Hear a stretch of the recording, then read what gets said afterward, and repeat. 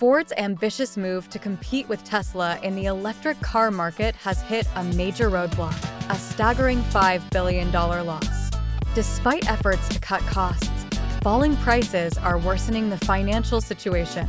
In a bold step, Ford split into two units, with Ford Model e focusing solely on electric cars. However, sales have been disappointing, with only 26,000 electric units sold compared to 741,000 combustion engine vehicles. The company reported a $1.1 billion loss from electric cars in Q2, projecting a $5 billion loss for the year. Ford's struggle highlights the challenges in transitioning to electric vehicles, especially in a market where reliable charging infrastructure is lacking.